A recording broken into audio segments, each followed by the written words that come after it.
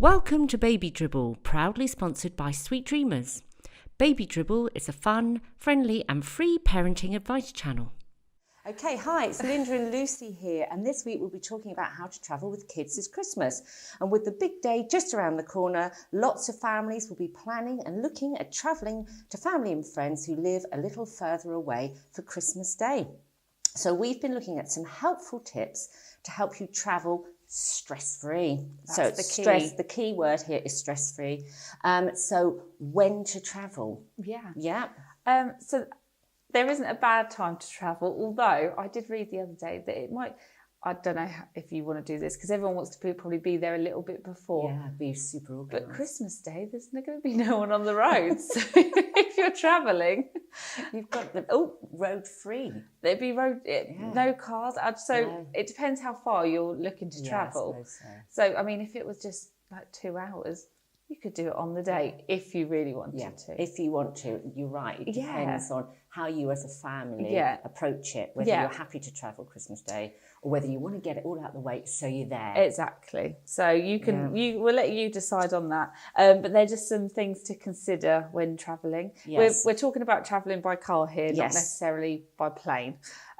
So car trouble, it affects us all. But we've got check the basics before you set off. So your tyres, oil, water, things all of that. Mechanical. Yeah. I mean, if you don't know how to do it, find someone to do it for you, because I wouldn't. I just get in the car and drive it. I'm really bad. Yeah, you are right. You need to double check all of those, because you don't want to be 10, 15 minutes into your journey and then you've got like some oil light comes on or something.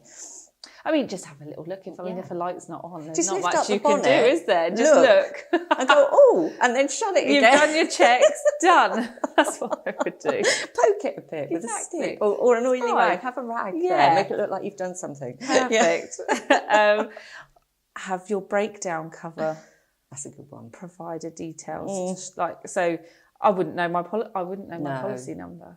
And it might just make things easier when you're on the phone. This is true, because I had the old tyre blowout a few months ago and I was scrabbling all around in the glove box. Yeah. And then I had to, thank goodness I had signal, because I had to Google. That's what I would do. Yeah. But if you haven't got signal and you've got some sort of issue with your car, definitely a really good tip. Make sure you've got the details. Although I think I should have looked at this before. I think my little card that when you get your breakdown cover has the policy number on it. It might not, but it might. But just have it handy. If you haven't got the card, exactly. It might just be easier, and then otherwise you're calling them and you don't know. You're just talking gibberish. You don't know anything, and you'll be all stressed out. Exactly. So just a quick phone call to them before, if you haven't got any paperwork or you can't find it. Make life easier. Charge your phone. That's a brilliant tip. Yeah. You can get those wires though, can't you? You can. Plug into the old charge your cigarette. Phone. I mean, what do you do if you haven't got your phone? Do you have to walk to one of those little phones? I don't. You're going to have to go back to when I was a kid. I don't know what happens. What do you do? Call box. Yes. Do they still have call I think boxes? they must do. The old phone box. Just charge your phone, people. Charge your phone. You don't have to trudge up the road. Charge it. Yeah. Wow, this one actually we were talking about in the office, weren't we? Invest in some road signs in case of a breakdown. I've got visions now that are strapped to the roof of your car, like handy, like that man with the umbrella. Ticking away. Well, apparently it is not just recommended, it's legal. I know. This is the triangle one we're talking about. They're only not the man with the umbrella. That I'm just big. Joking. They're not like the big signs. The metal signs rusting in the back of your car. Just a little shinking around every time you go over a bump. Yeah. Just a little road sign. If you break down, you're meant to put a little triangle behind your car so that other people know that you've broken down. Perhaps you could have a whole family sort of collection of high vis. Yeah. Be perfect. I don't know how many people would have road signs, but we're throwing it to you now. Yep. Do it. Crafting session. Make your own. Exactly. I'm going to go and get mine after this podcast. Alfred's. Yeah. Oh yeah, Halford. Anywhere like that does it. I think they might do them in supermarkets. So I could be wrong. Asda, yeah. Yes. Oh, getting lost. This happens on a daily basis. Say, me just walking from one room to another. Exactly. Why am I in this room? Exactly. So it's probably inevitable. You might get lost. Yeah. So if you could get a sat nav, a paper map. I love a map. Yeah. I mean, everyone's got maps on their phones now as well. But that's if you've got signal. So paper maps are quite handy if you know how to read them. I don't think people do nowadays. I don't know. I'd struggle, I think. They don't, yeah. I'd feel like a navigator. I'd have to get my little bit of string. Compass. Cross it. Get the compass out.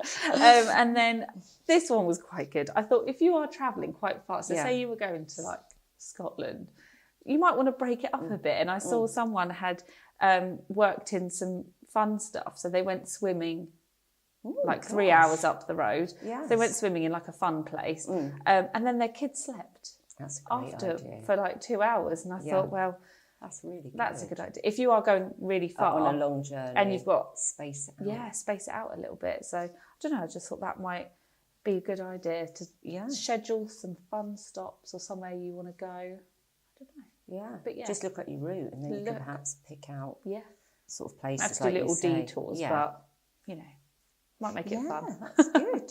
And then you've got obviously the main thing, if you're obviously travelling with your baby, the baby needs feeding, so you've got to sort out where you're going to stop. So the swimming one would probably be good if you've got slightly older children and then you also have a baby as well. But if your baby needs feeding, then you should stop and feed the baby. You don't feed the baby in the car. No, just plan. Think ahead. And everywhere. And actually, some of the stops are all right now. The what do you call it? The service stations. You get some really good ones. You've got M&S. You've got everything going on. They've got a whole selection of like other places supermarkets to eat. are available. And coffee shops. But just pull over. It might be quite nice. So just find a nice one. But just definitely don't feed them in the car. No. And the reason for that is if anything happens and they're choking or anything, you can't get them out, or it's just not worth it. So just stop and feed your baby. Stop and feed the little one. And then obviously for the weather. Yeah. So, I mean, a couple of years ago, this might have not been an issue, but snow, we get loads of snow now. So a shovel and everything. Oh, God, Flask. I haven't got that. You might have to take blankets and shovels and everything. Flask. All of a sudden we've actually got like this huge trailer. Right, so you need a trailer. But I hadn't thought. So check the forecast. If you're going, they might snow where you're going. It might not be snowing where you are. And then obviously if the weather is bad, you've got to check for road closures with the snow. Of course, road closures as well. So just have a quick check where you're going. Yeah. Got to be worth it. Definitely. And then, of course, super important, what we've got to pack. So we haven't done a list because everyone's list is going to be different. But we've just put to take extras. So if you've got a baby or toddler, extra dummies, extra bottles, extra milk, extra toys, just in case. You can never not have enough. No, because you can take all of that home with you. So it's not like it's going to get wasted. So just take extras. Then you don't have to go try and find somewhere to get those extras if something happens.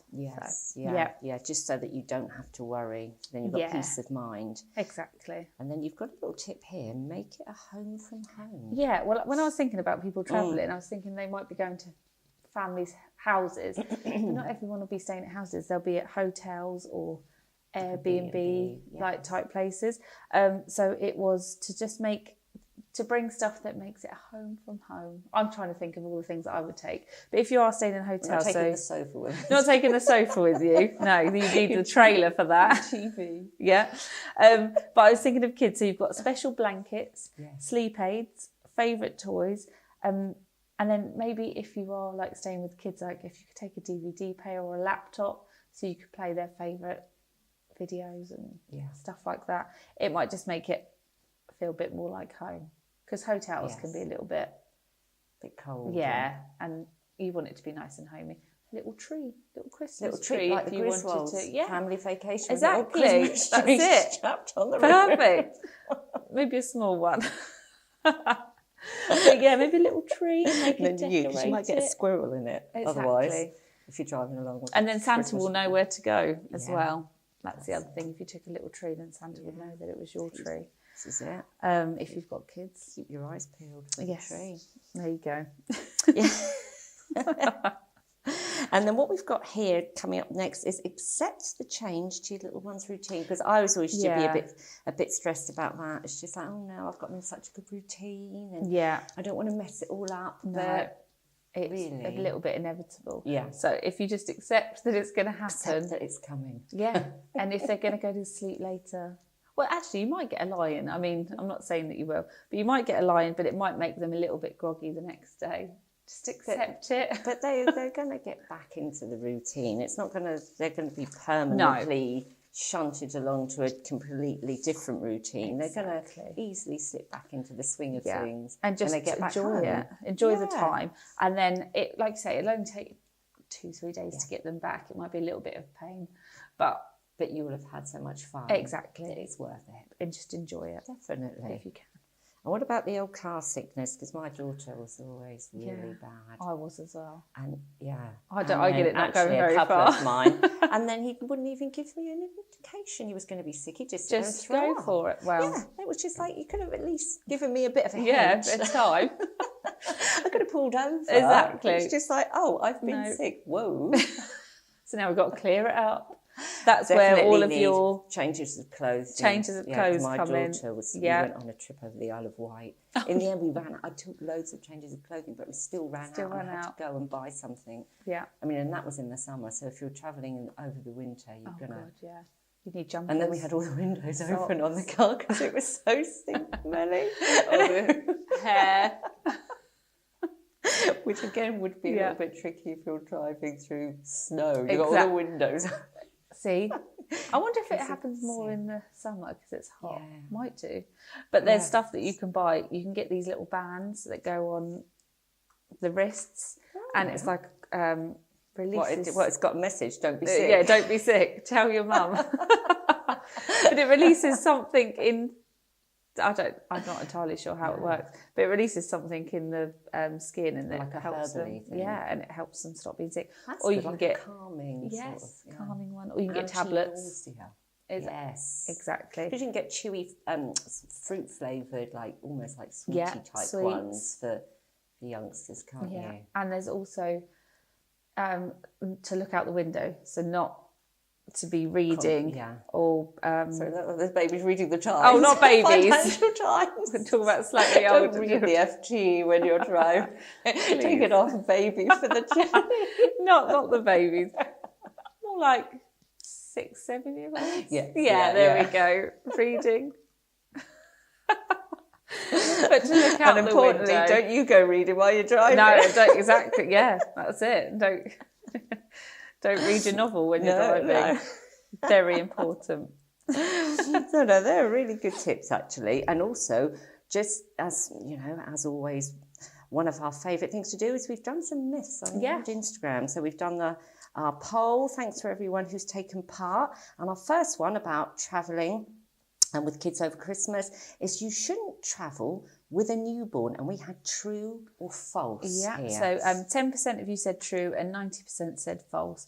It is false. You can travel with newborns, and they are quite good travellers because they tend to sleep. So that's good. But we'll come on to it a bit later. There are some things that you should be doing when you're travelling with newborns, but there's no reason why you couldn't travel with a newborn. It's not like it's a big no. No, exactly. Don't travel with a newborn. Yes. Yeah, and they don't need a lot. So they don't need toys and just everything. Sure, obviously if you're breastfeeding, you don't have to worry about exactly. taking So they don't even need bottles then. But if you are bottle feeding, just make sure prepared. You're super prepared. Exactly. And then our second myth is when travelling with babies, you should stop and take them out of their car seats every 2 hours. Okay. True or false? So this one isn't as black and white as it sounds. So 92% of you said true and 8% said false. The answer is true and false almost. So what I do is I've almost like a bit of a trick question. It is. It's a trick question. I've copied and pasted some official guidelines as to what we should be doing. So this is in relation to newborns and just babies in car seats in general. But if you're using a car seat in the first 4 weeks of your baby's life, then avoid using it for any longer than 30 minutes. Yes. If it's unavoidable that your newborn has to be in a car seat for longer than that, yes. Then you need to regularly check on them. So have someone in the back of the car. So sit just sit next to them. Yeah. Just won't be able to sit in the front. And you need to be checking them, and then break your journey up if you can every 30 minutes or so. Yes. And your baby just needs to be out of the car seat for just a short while, and then they can go back in again. Yes. But it's all to do with how they're sat. So and cooling of CO2, isn't it? Yeah, their faces. Exactly. It tends to. Yeah. Their heads tend to be down, so you just need to be careful of that. And as a general rule, don't use a car seat for more than 2 hours in one go. That's for newborn and older. That's all to do with their back. Yes. So if you, again, just break it up if you can. That's the official guideline. So that was a little bit of a... Yes. Did you touch on who said true and false? Have you said that? I'm losing track. Oh, I don't know. If I didn't, it was 92% said true and 8%... I drifted out of the room for a moment there. I can't remember now. 8% said false, but anyway. Then, as you say, it's a bit of a double-edged sword. Yeah. So whoever was false is good because technically, yes, it is false. It's not quite as black and white as the 2 hour rule. Just keep checking them, definitely. And then, like you say, if it's quite a long journey, you're not going to be able to stop or take the baby out. Just make sure you're sat alongside in the passenger seat alongside the baby. You can also buy, if you were going to do it quite a lot, you can buy flat car seats, can't you?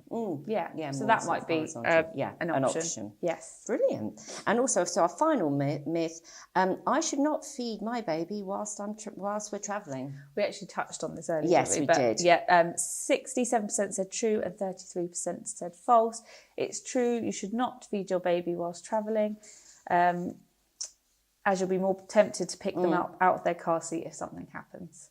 And we don't want that. No, you've got to keep the baby in the correct position. Exactly. They're also not in the correct position if they're feeding in the car seat. So with a bottle, their heads are too far down. Yeah. And then if you're feeding, like say they're a bit older and you're weaning them, then if something happens, you will get them out of the car seat, obviously. Exactly. So it's all just too dangerous. If you can, just don't do it.